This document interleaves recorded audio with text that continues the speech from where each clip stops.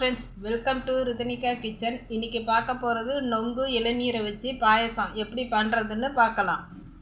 அரை கிண்ணம் லைலான் ஜவ்வரிசியை வறுத்துடலாம்.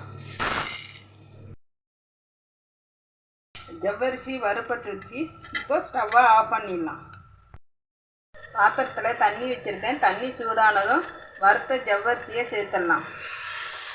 ஜவ்வரிசியை சேர்த்துட்டு ஸ்டவ்வை ஆஃப் பண்ணிடலாம். வடிகட்டிட்டு தண்ணி ஊற்றி அலசி வச்சிடலாம்.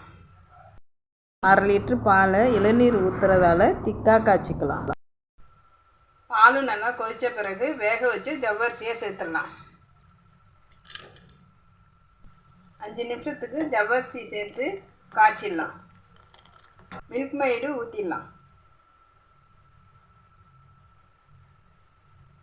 சர்க்கரை அரை கிண்ணம் சேர்த்துடலாம்.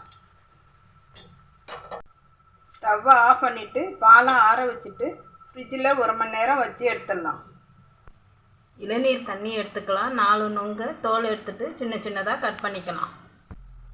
ஃப்ரிட்ஜிலேருந்து பாலை எடுத்தாச்சு. இந்த பாலில் கட் பண்ண நொங்கை சேர்த்துடலாம். அடுத்து இளநீரை சேர்த்துடலாம். ஏலக்காய் தூள் கொஞ்சம் சேர்த்துடலாம். சேர்த்துட்டு நல்லா கலந்துடலாம். கிளாஸுக்கு மாற்றிடலாம்.